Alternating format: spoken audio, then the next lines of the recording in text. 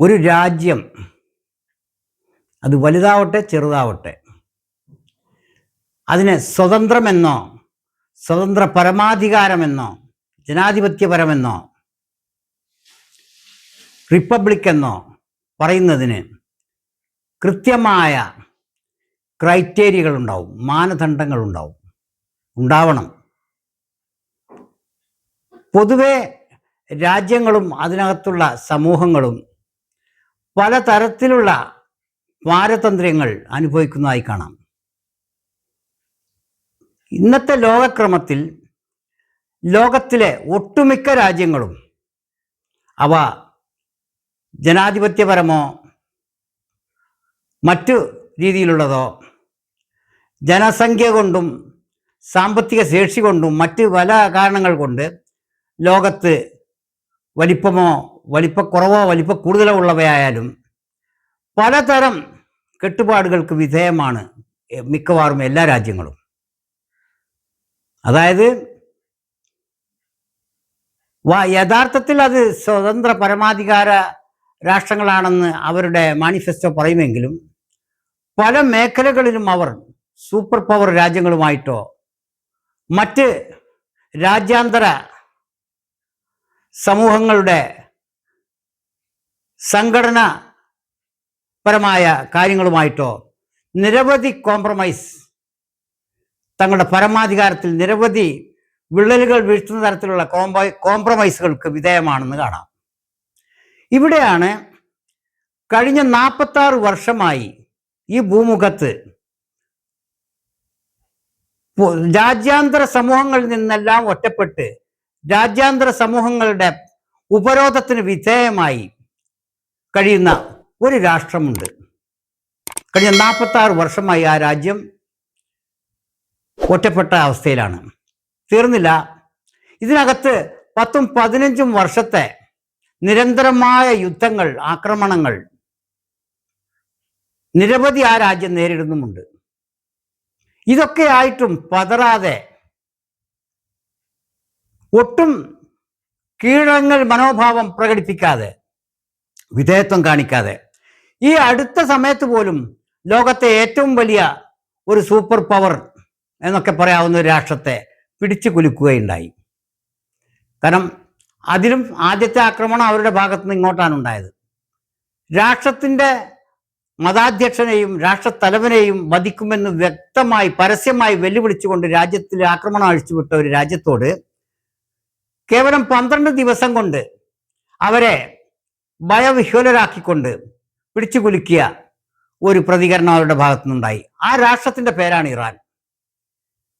ലോകത്തെ ഏതാണ്ട് എല്ലാ രാജ്യങ്ങളും, Britain, France, Germany, Netherlands, Belgium തുടങ്ങിയ രാജ്യങ്ങൾ ലോകത്തിൻ്റെ മിക്കവാറും എല്ലാ ഭൂഖണ്ഡങ്ങളിലും എല്ലാ രാജ്യങ്ങളും പങ്കിട്ടെടുത്തപ്പോൾ പോലും ഇറാൻ്റെ മെയിൻലാൻഡ്, ഇറാൻ്റെ പോലും വടക്കും തെക്കും ഭാഗങ്ങൾ ബ്രിട്ടനും റഷ്യയും പങ്കിട്ടെടുത്തു. പക്ഷേ അതിൻ്റെ നടുവിലെ ഭാഗം മെയിൻലാൻഡ്, ഇറാൻ്റെ മെയിൻലാൻഡ് വിദേശ അധിനിവേശങ്ങൾക്ക് വിധേയമായിട്ടില്ല ഇന്നേ വരെ, ചരിത്രത്തിൽ ഒരിക്കലും എന്നുള്ളതാണ് ആ രാജ്യത്തിൻ്റെ മറ്റൊരു പ്രത്യേകത. ഇറാനെ പുകഴ്ത്താൻ വേണ്ടിയല്ല ഈ കാര്യങ്ങൾ പറഞ്ഞു വരുന്നത്.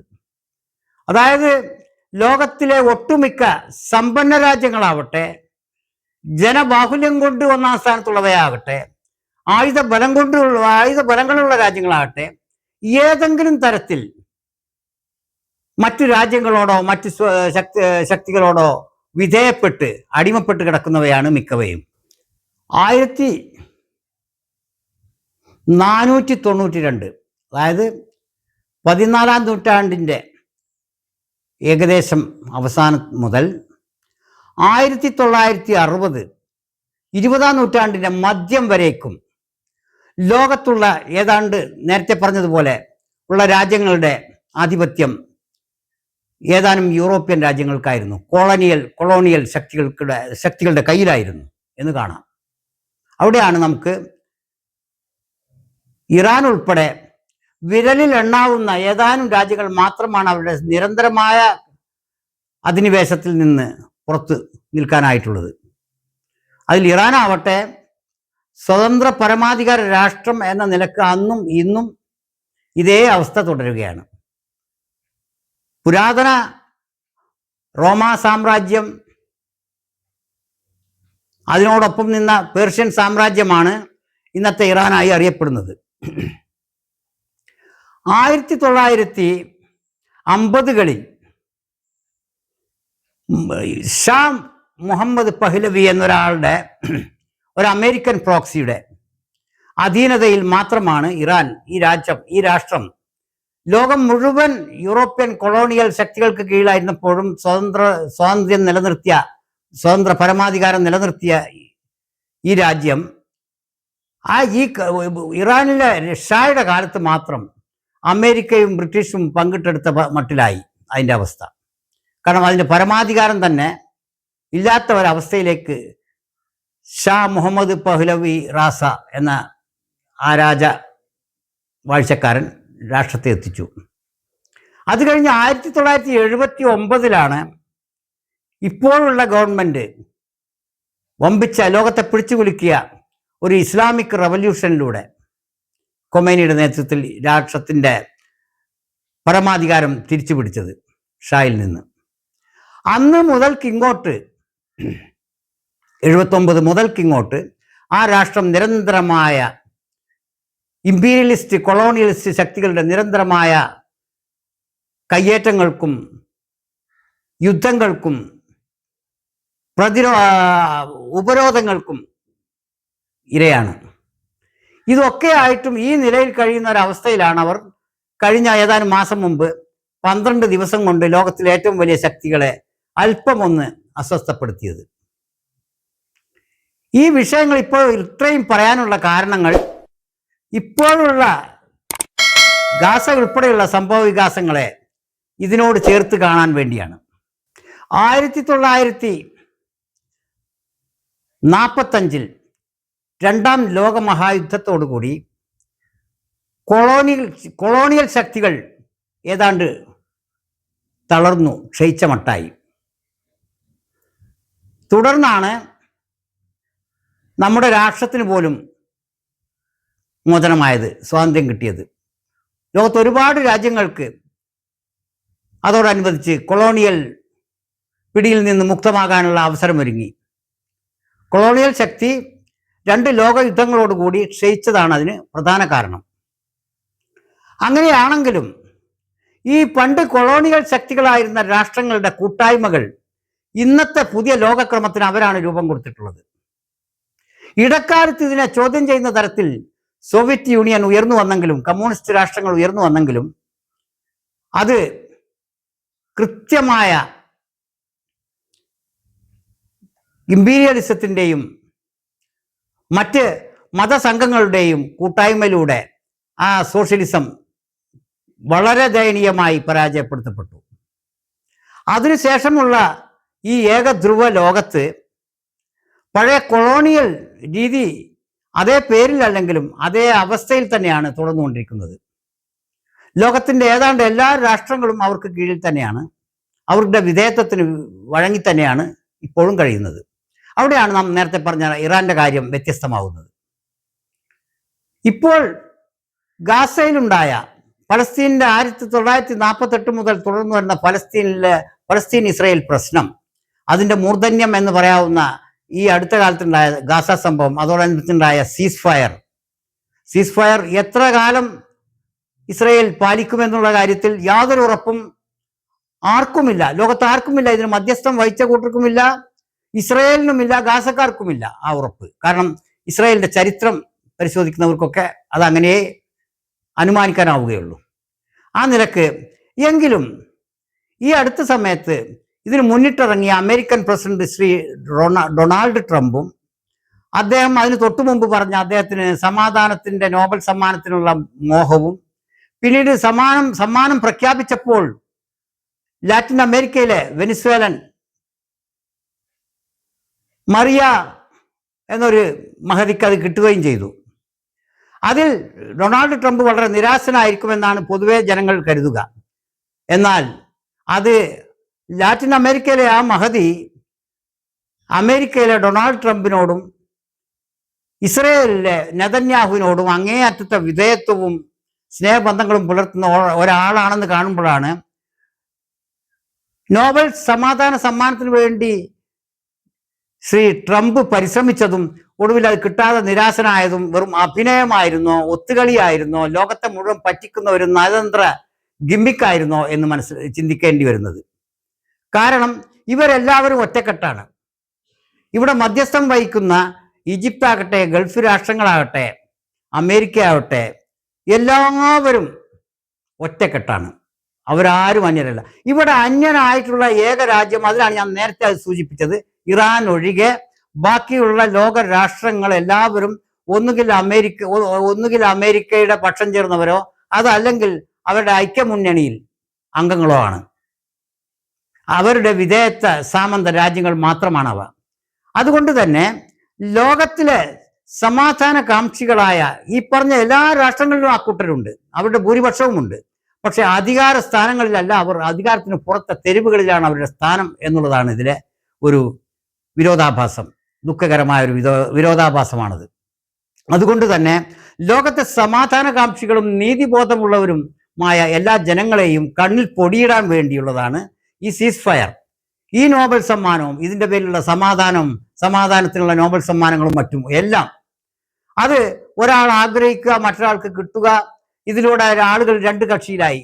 ഒരു കൂട്ടർ ട്രംപിന് കിട്ടിയിരുന്നെങ്കിൽ എന്നാഗ്രഹിക്കുക, മറ്റൊരാൾ ഇവർക്ക് കിട്ടിയതാണ് നല്ലത് എന്ന് പറയുക. ഇങ്ങനെ ചേരി തിരിച്ച് ഭിന്നിപ്പിച്ച് ഈ മാനവരാശിയുടെ ഈ ഭിന്നിപ്പിക്കലിലൂടെ ലക്ഷ്യം കണ്ടവരാണ് കൊളോണിയൽ ശക്തികൾ, ഇമ്പീരിയലിസ്റ്റുകൾ. എന്ന് മാത്രമല്ല, അവസാന കാലത്ത് കമ്മ്യൂണിസത്തിന്റെ തന്നെ നാശം എത്തിച്ചതും അവർക്കും ഈ ഏകാധിപത്യ പ്രവണത അവരിലും ദൃശ്യമായതാണ് അവരുടെ നാശത്തിന് ഹേതുവായത്.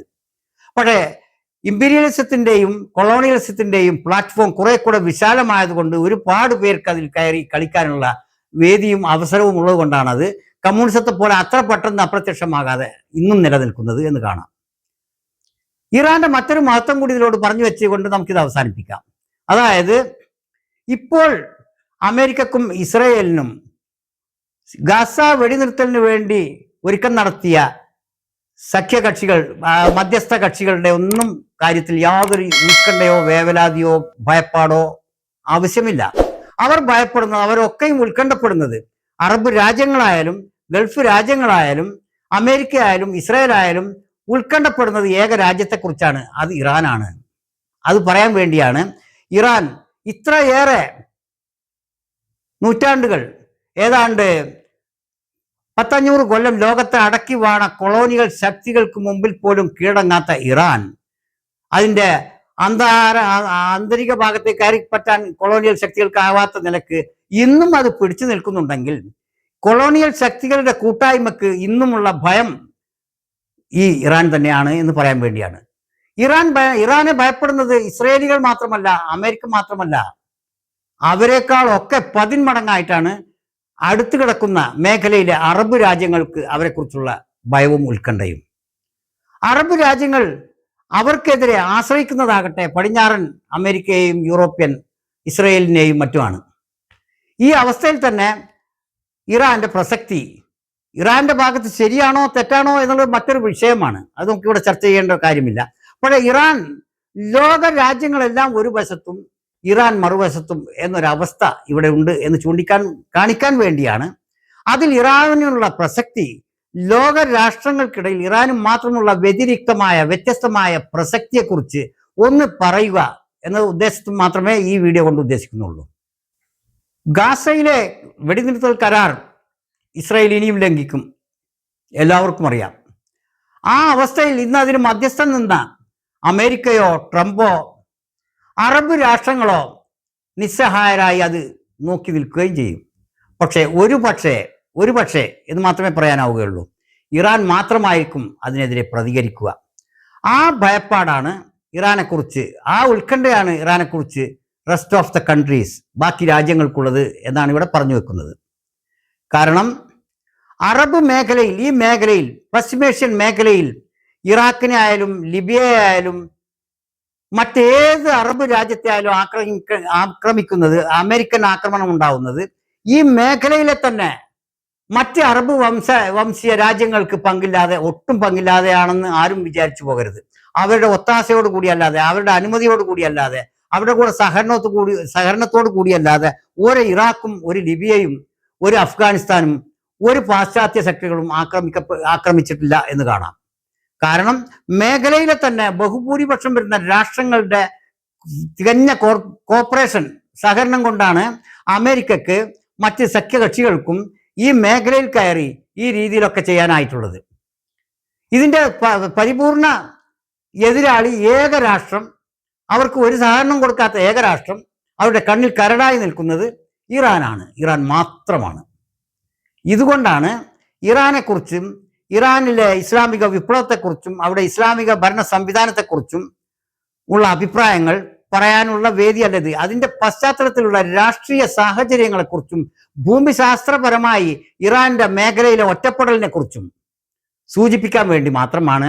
പക്ഷെ ആ ഒറ്റപ്പെടൽ ലോക സാഹചര്യത്തിൽ, ആഗോള സാഹചര്യത്തിൽ ചില രാഷ്ട്രങ്ങളെ മറ്റു രാഷ്ട്രങ്ങൾക്ക് മേൽ കടന്നു കയറാനും അധിനിവേശം ചെലുത്താനും അതിക്രമം കാണിക്കാനുമുള്ള ലൈസൻസായി മാറുന്നുണ്ടോ എന്നുകൂടി ചിന്തിക്കേണ്ടിയിരിക്കുന്നു. ഇറാനെ പോലെ ഒരു രാഷ്ട്രത്തിന് പകരം മറ്റൊരു രാഷ്ട്രം പോലും കോർപ്പറേഷന് ഇന്ന് ഇറാന് പ്രതീക്ഷ നൽകുന്ന രണ്ട് രാഷ്ട്രങ്ങൾ ചൈനയും റഷ്യയുമാണ്.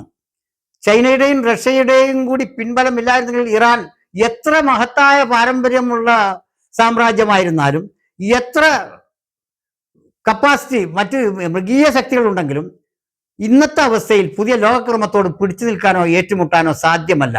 അവിടെയാണ് ഇന്നത്തെ ലോകത്ത് ചൈനയുടെയും റഷ്യയുടെയും പ്രസക്തിയും ഊന്നിപ്പറയേണ്ടി വരുന്നത്. ആ 46 കൊല്ലത്തെ ഉപരോധം തന്നെ അവർ അതിജീവിച്ചത് ഇതുപോലുള്ള ഇപ്പുറത്തുള്ള ഏഷ്യൻ ശക്തികളുടെ പിൻബലത്തിൽ മാത്രമാണെന്ന് കാണാം. പാശ്ചാത്യ ശക്തികൾ ഒന്നടങ്കം ഇവർക്കെതിരായപ്പോൾ, ഇവരുടെ തന്നെ പരിസരത്തുള്ള അറബ് മേഖലയും അവർക്കെതിരായപ്പോൾ, അവരോട് യുദ്ധത്തിൽ അണിനിരന്നപ്പോൾ ഈ രണ്ട് രാഷ്ട്രങ്ങളുടെ പരോക്ഷ സഹകരണമാണ് ഈ രാഷ്ട്രത്തെ പിടിച്ചു നിർത്തിയത് എന്നും കാണാം. ഇങ്ങനെ ആഗോളതലത്തിൽ രാഷ്ട്രാന്തരീയ ബലാബലങ്ങൾ, ബാലൻസുകൾ നിലനിർത്താൻ നമുക്ക് കുറെ കൂടി രാഷ്ട്രങ്ങൾ എതിർചേരിയിലെ രണ്ട് ചേരിയിലും അണിനിരക്കേണ്ടിയിരിക്കുന്നു. അങ്ങനെ വരുമ്പോഴാണ് ചൈനയും റഷ്യയും ഇറാന്റെ പക്ഷത്ത് നിലയുറപ്പിക്കുമ്പോൾ മറ്റ് പാശ്ചാത്യ രാജ്യങ്ങളും മറ്റ് അറബ് മേഖലയും ഒരു ചേരിയിലും ആകുമ്പോൾ ബലാബലങ്ങൾ വീണ്ടും ശക്തിപ്പെടുക. അത് വീണ്ടും ലോകത്ത് ഏറ്റുമുട്ടലുകൾക്കും സംഘർഷങ്ങൾക്കും വഴിവെക്കാതിരിക്കട്ടെ. രാഷ്ട്രാന്തര തലത്തിൽ എല്ലാ രാജ്യങ്ങളും ഒറ്റ രീതിയിൽ സമാധാനം എന്ന ഒരൊറ്റ ലക്ഷ്യത്തിൽ മുന്നോട്ട് ചരിക്കട്ടെ എന്ന് അഭിലഷിച്ചുകൊണ്ട് നമുക്കിത് നിർത്താം.